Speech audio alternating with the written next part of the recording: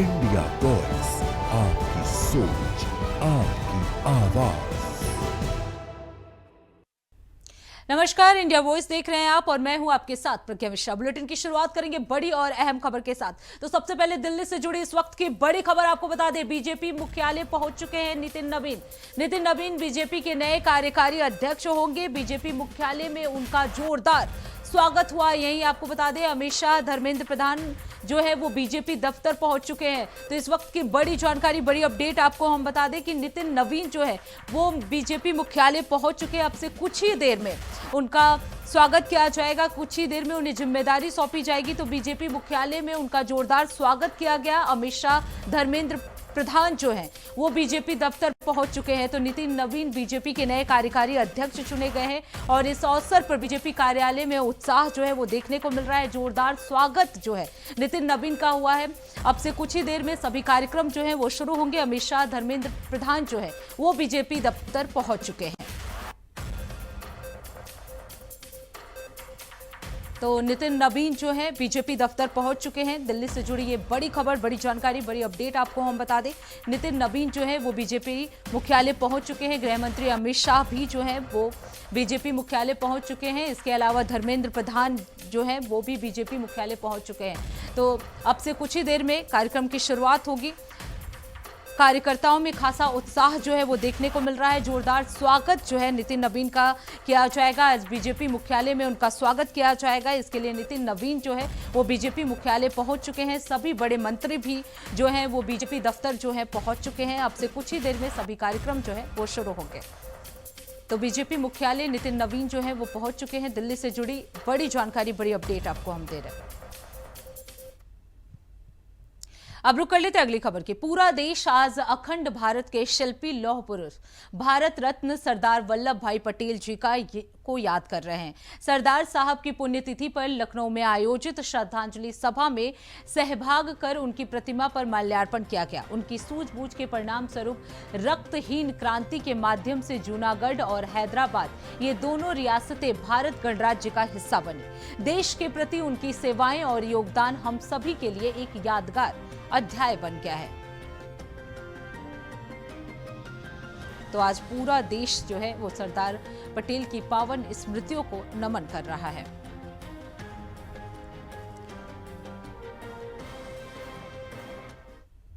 कश्मीर पंडित नेहरू के हाथों में था।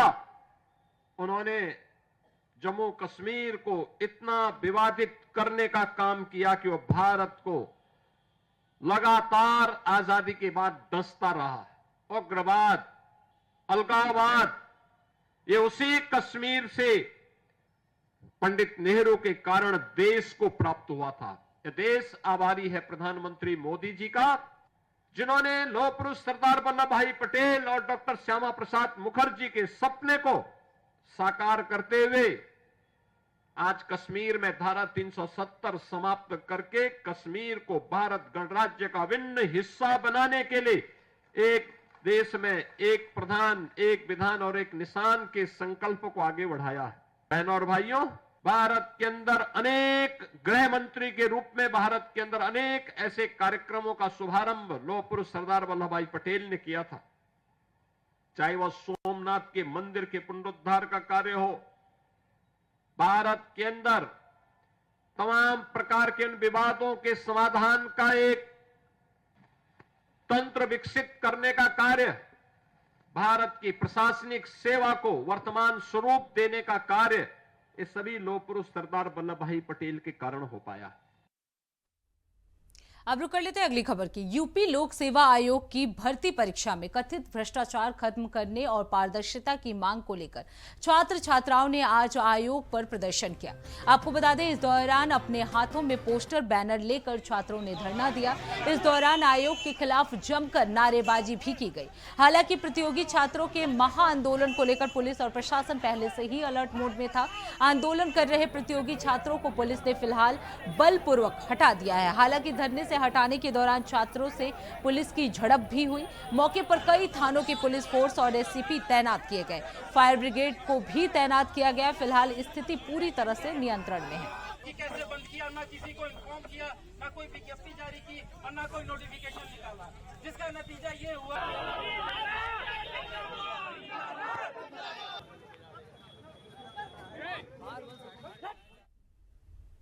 रुक करते हैं अगली खबर की। उत्तर प्रदेश के प्रयागराज में आज लोक सेवा आयोग के बाहर युवा छात्रों ने अपनी नाराजगी दिखाई है।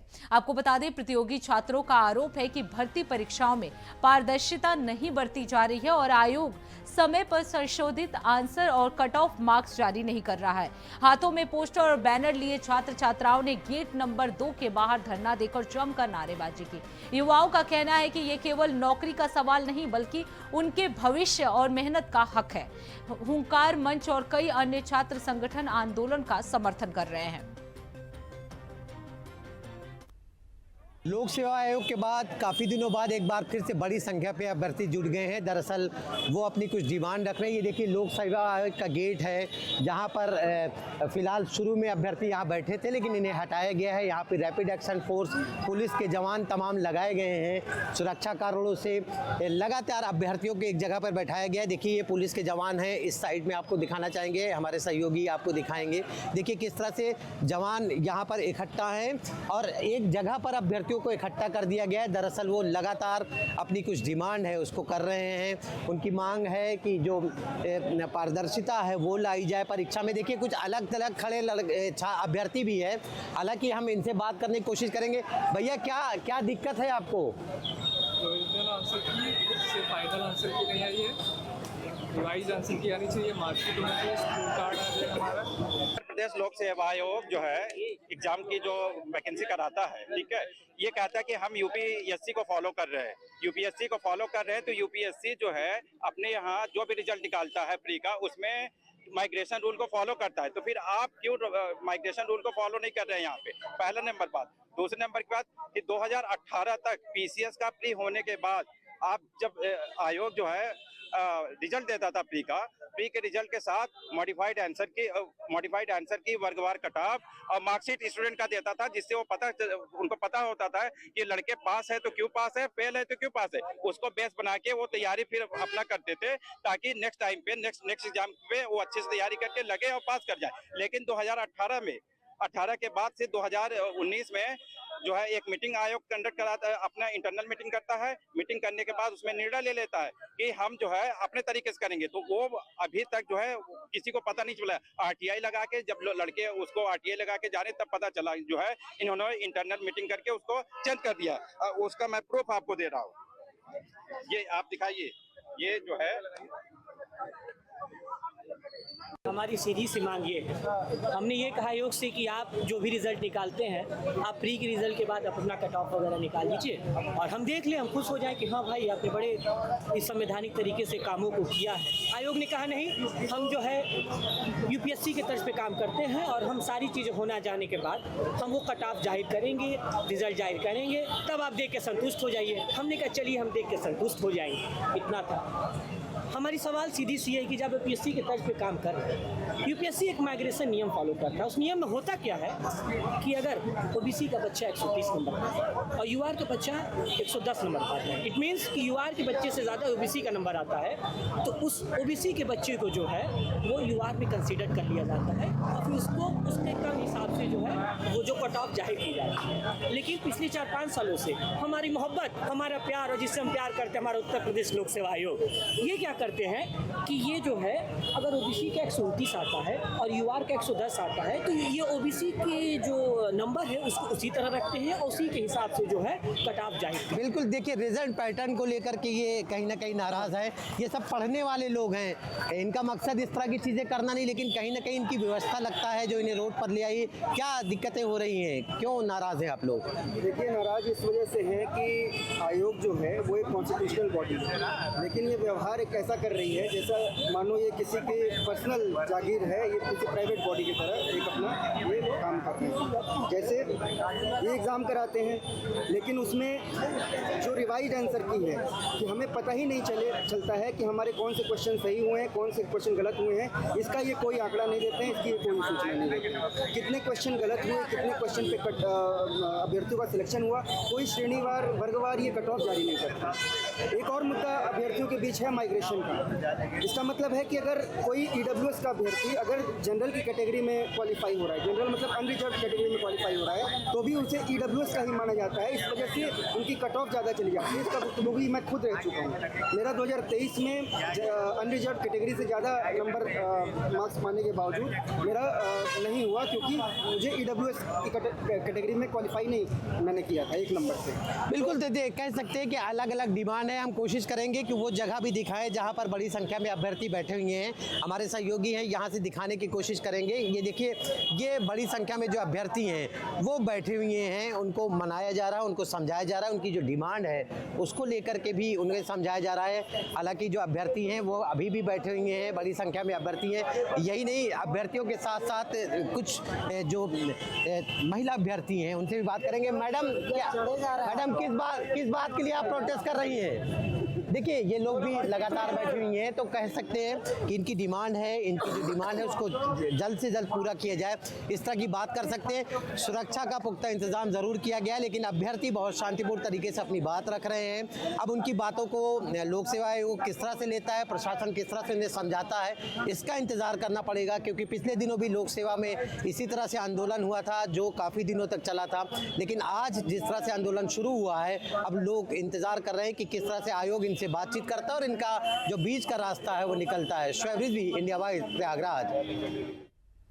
अब रुक कर लेते हैं अगली खबर की। गाजियाबाद के कवि नगर थाना इलाके में बाइक सवार बदमाशों ने एक घर में घुसकर महिला को टारगेट किया और लाखों रुपए की कीमत की ज्वेलरी जो है वो उड़ा के ले गए।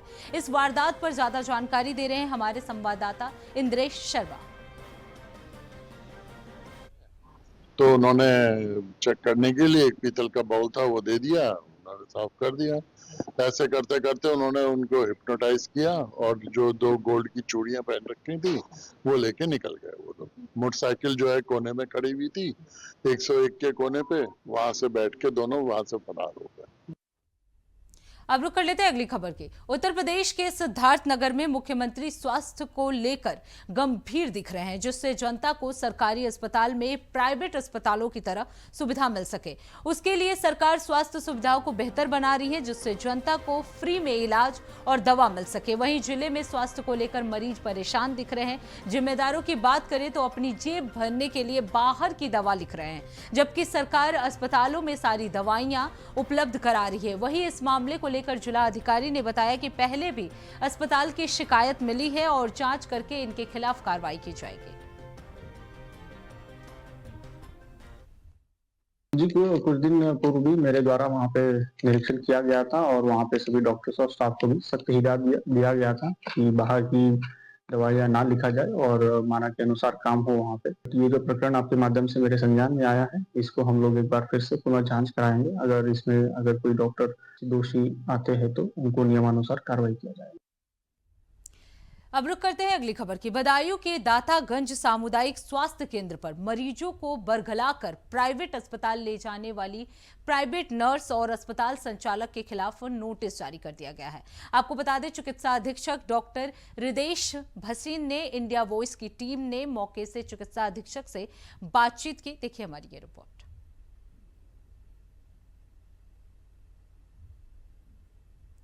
तो आपको बता दें, इंडिया वॉइस की टीम ने बातचीत की है। नर्स अस्पताल संचालक जो है इसके खिलाफ नोटिस जारी किया गया है।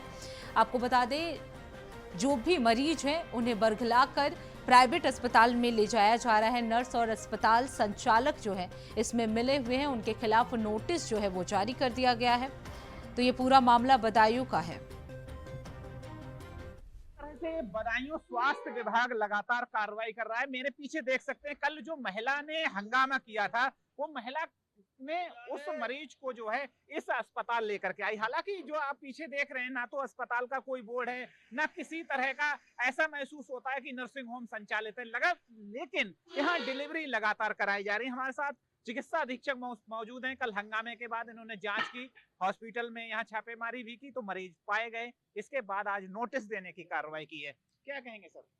कल एक महिला हमारे अस्पताल में हंगामा कर रही थी और ये कह रही थी यहाँ पे जबरदस्ती इंजेक्शन लगा दो ताकि हम डिलीवरी जल्दी करा दें, लेकिन क्योंकि वो महिला का पहला बच्चा था और इस तरह का कोई जबरदस्ती वाला इंजेक्शन हमारे सरकारी अस्पताल में नहीं लगता है, तो वो तुरंत वो महिला अस्पताल से यहाँ से मरीज को लेके यहाँ पे किसी प्राइवेट अस्पताल में आई और इस बात का संज्ञान लिया, मैंने पता करवाया तो ये इस अस्पताल में आई है जहाँ पे कोई नाम या रजिस्ट्रेशन का कोई बोर्ड भी नहीं लगा हुआ है और कोई अस्पताल के अंदर बेड सब संचालित हैं। फिर महिला से पूछा, वो कह रही है हाँ हमारी डिलीवरी अभी इसी अस्पताल में हुई है। तो लोगों से पता करा, इनके भवन मालिक से पता करा कि डॉक्टर वगैरह या नर्स वगैरह सब वहाँ से भाग चुके थे और आज मैं इनको नोटिस दे के इनसे रजिस्ट्रेशन कोई अगर है या डॉक्टर का नाम या फिर स्टाफ नर्स का नाम, तो ये कोई भी बताने से सब इनकार कर रहे हैं। तो इसी बात का मैं इनको नोटिस दे रहा हूँ कि 24 घंटे के अंदर जो भी स्टाफ कल मैं यहाँ मौजूद था सबका नाम बताइए, सबका रजिस्ट्रेशन दीजिए, अन्यथा की स्थिति में जो भी आवश्यक कार्रवाई होगी पुलिस विभाग के द्वारा वो करी जाएगी। जी बिल्कुल, देखिए जिस तरह से जो नोटिस स्वास्थ्य विभाग लगातार ऐसी जिले से कई मामले भी ऐसे सामने आए, जैसे अगर बिसौली की बात की जाए, सहसवान की बात की जाए, तो दातागंज से जो मामला है जिसमें आज भवन मालिक सहित उस संचालक को भी नोटिस जारी किया गया है। इंडिया वॉइस के लिए बदायूं से विजय राठौर। तो फिलहाल रुकते एक छोटे से ब्रेक के लिए, ब्रेक के बाद चल लौटेंगे, देखते रहिए इंडिया वॉइस। तो ब्रेक के बाद एक बार फिर आप सभी का स्वागत है। रुक कर लेते हैं खबरों की ओर। खबर उन्नाव से है, जहां सुधीर हत्याकांड का पुलिस ने चौंकाने वाला खुलासा किया है। कभी जिगरी दोस्त रहे दो युवकों के बीच प्रेम प्रसंग ने खूनी मोड़ ले लिया। पुलिस ने इस सनसनीखेज हत्या में झोला छाप डॉक्टर संदीप और उसके साथी रंजीत को गिरफ्तार कर लिया है। जानकारी के अनुसार सुधीर का गांव की ही एक लड़की से प्रेम संबंध था। इसी दौरान सुधीर के करीबी मित्र संदीप की भी उसी युवती से नजदीकियां बढ़ गई। प्रेम त्रिकोण को लेकर दोनों के बीच करीब 6 महीने पहले विवाद भी हुआ। बताया जा रहा है कि संदीप गंगा बैराज के पास रहता था और बलिया खेड़ा में झोला छाप दवाखाना चलाता था। इसी रंजिश के चलते सुधीर की हत्या की साजिश रची गई। घटना के बाद से ही रंजीत पर शक गहराता जा रहा था। पूछताछ में कई अहम कड़ियां भी जुड़ती गई। हत्या के बाद रंजीत जयपुर भागने की फिराक में कानपुर सेंट्रल स्टेशन तक पहुंच गया था, लेकिन सुधीर की बाइक बरामद होने की सूचना मिलते ही वापस लौट आया। इसके बाद वो सुधीर को ढूंढने का ढोंग करता रहा। शराब कॉल और कत्ल की रात पुलिस ने पूछताछ में खुलासा किया कि हत्या की रात सुधीर, संदीप और रंजीत अचलगंज शराब पीने गए थे, जिसके कुछ देर बाद तीनों चले गए। फिर सुधीर ने संदीप को फोन किया, लेकिन कॉल रिसीव नहीं हुई। इसके बाद रंजीत के मोबाइल से कॉल की गई, जिसे संदीप ने उठाया। कॉल की डिटेल और बयानों के मिलान से हत्या की साजिश की पुष्टि हुई।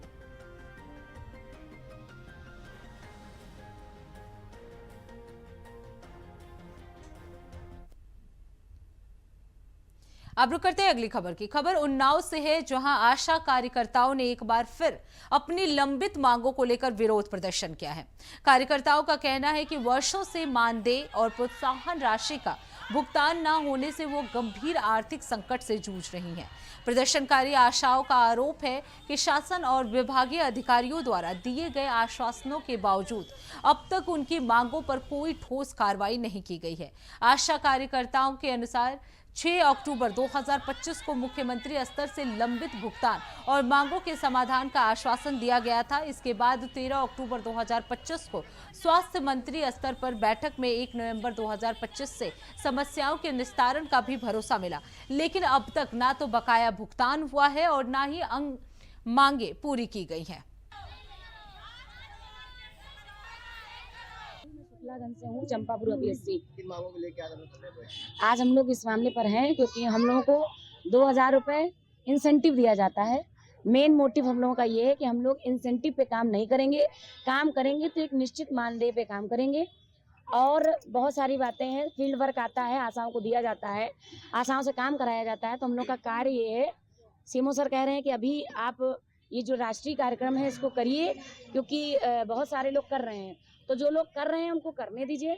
हमारा केवल मान्य ये है, हमारी जितनी भी आशाएं यहाँ बैठी हैं कोई भी काम नहीं करेंगी जब तक हमारा एक मानदेय नहीं निर्धारित किया जाता है। दूसरा, एक राज्य कर्मचारी का पद देना ही पड़ेगा उनको। अगर वो पद नहीं देते हैं तो हम लोग काम करने के लिए नहीं करेंगे। और जो कर भी रही हैं, हम प्रेस के माध्यम से कह रहे हैं, जो आशाएं कर रही हैं कृपया अपने आप को संभाले। 2000 में किसी का घर खर्च नहीं चलता है। कुछ दिन अपने आप को रोक कर रखें, सरकार हमारी बात जरूर सुनेगी, बस थोड़ा धैर्य बना कर रखें। अब रुक कर लेते हैं अगली खबर की। आगरा में पुलिस ने सनसनीखेज वारदात का खुलासा किया है, जिसमें रिटायर्ड दरोगा ने अपनी पुत्री की मौत की साजिश रची थी।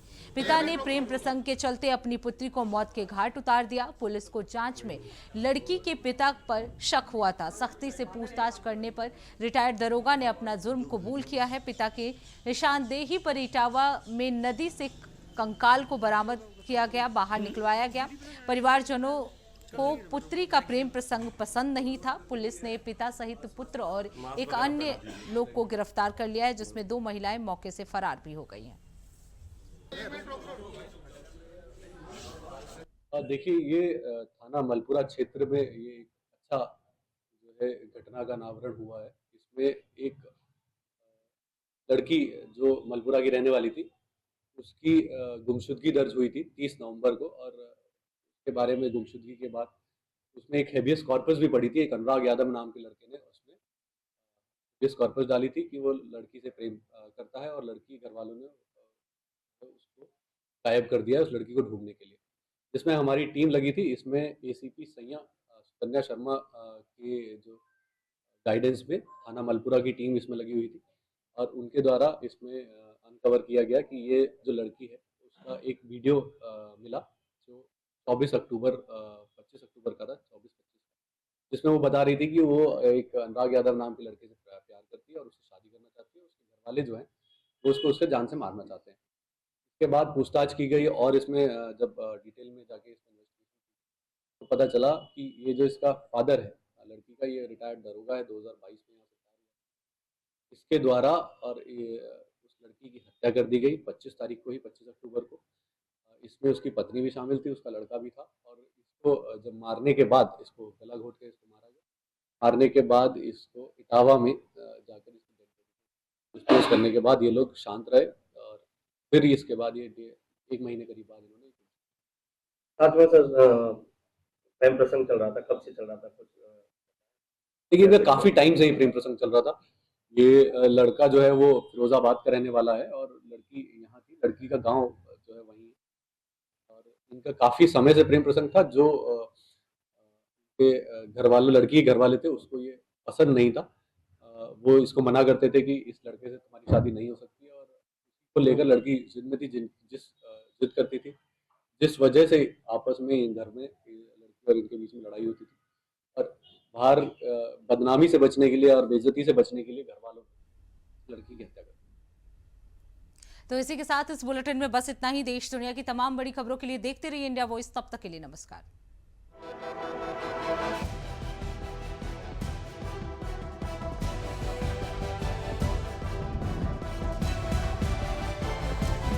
इंडिया वॉइस, आपकी सोच, आपकी आवाज।